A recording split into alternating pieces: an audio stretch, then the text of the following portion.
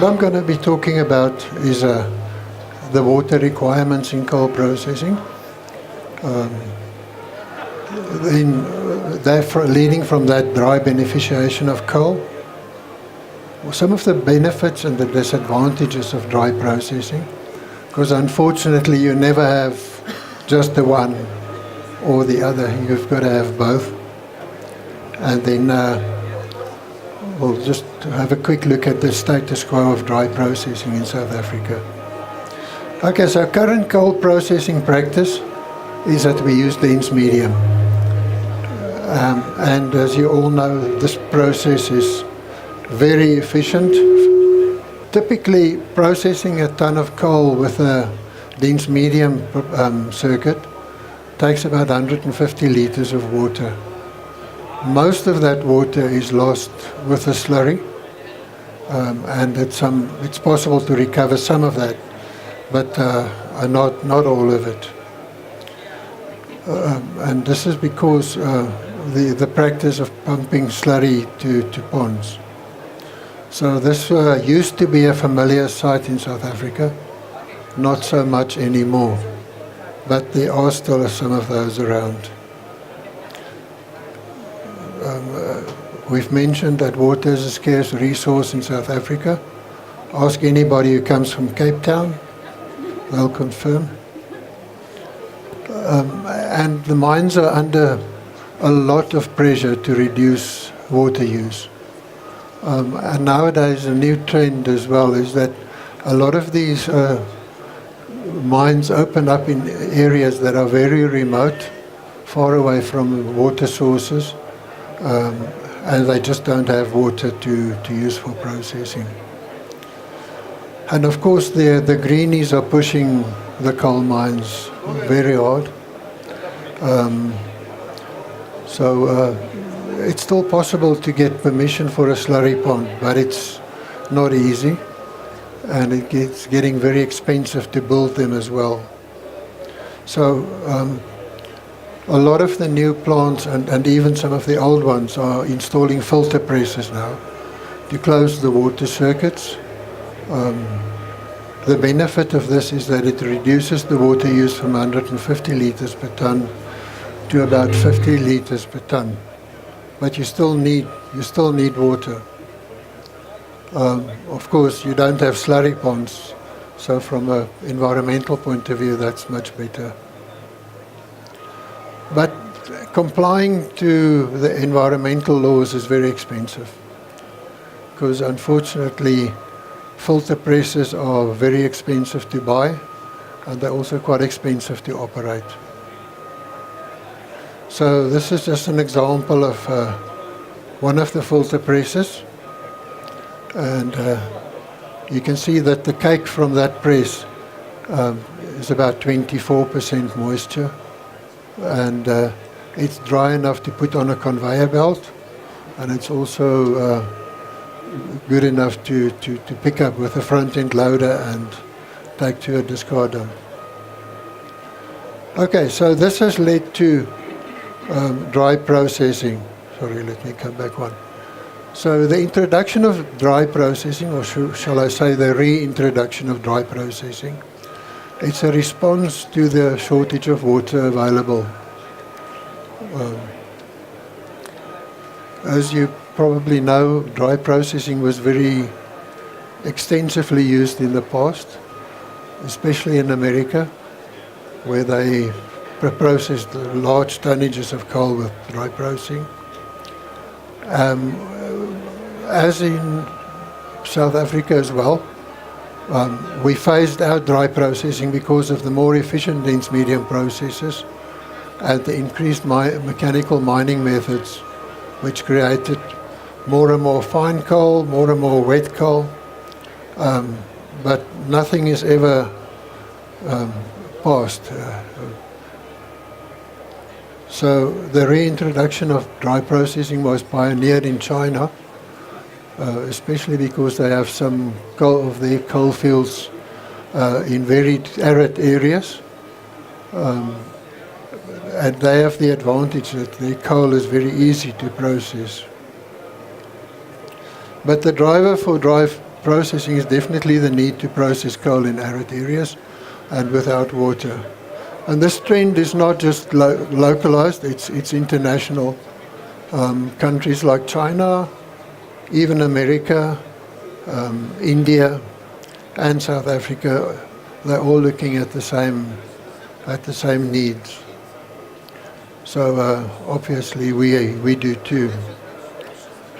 So what are the benefits? Obviously, I mean, if it's dry processing, it does not require water. The coal remains dry, which is a big advantage if you're processing coal for power station use. No slurry is produced, so there's a low environmental impact. This is for the small mining companies very important. Low capital cost, probably between half and 1/3 of the cost of a conventional plant. And low operating cost, probably also about half. But therein lies a danger as well. Okay, so we'll come back to that. As far as dry processing in South Africa, a lot of investigations were done by Korte and Xanthium, now Genet Mineral Processing, worked together with Korte, as did Exaro Comodas, which is now Tomra, Isambani Mining, IMS and Slater Coal Marketing, and a Chinese company called Favor C. And one of the very important things about this whole process of evaluating these technologies is that all those companies very willingly joined forces and worked together, which made things a lot easier. So up to date, these following technologies were investigated: the FGX, the dual energy transmission, X-ray sorting, the all-air jig, and very frustrating attempts at investigating dry dense medium processing. But to date, the FGX and the XRT, both of those were implemented on collieries. At the moment, there are 2 mines where they have FGX plants in operation. XRT, I don't think there are any of the plants in operation at the moment. But the research and implementation is still ongoing. Current focus in terms of research is to find a dry process that will also be able to process the smaller coal. So this is just a picture of the FGX plant at Middelkraal. This was a 480 tons per hour plant. It has since closed down, and half of that plant has been re-implemented at Matla Colliery. This is the X-ray sorter in operation at Arnott, and you can see that it's quite a small unit. It basically fit in a container, able to do about 100 tons per hour. This is a small 30 ton per hour all-air jig, which was evaluated by Slater Coal. As far as I know, that is still on their site at Balmoral. And I think they are still in the position where they offer free test work if you want. So unfortunately, what was, like anything, there's a dark side. And the dark side of dry processing is it's limited to high cut point densities, 1.8 and up. So they're basically destoning operations at best. And this is the part that makes it even more difficult, is the separation efficiencies are very poor. EPM for a typical dense medium cyclone is 0.02, and these are 0.2. So you can see there's a really big difference. And because of those 2 things, the poor EPM and the high cut point density, it becomes very difficult to control the product quality. Unlike a dense medium plant where you just change the density set point, in these, even if you make changes, the resulting change in performance is almost not noticeable.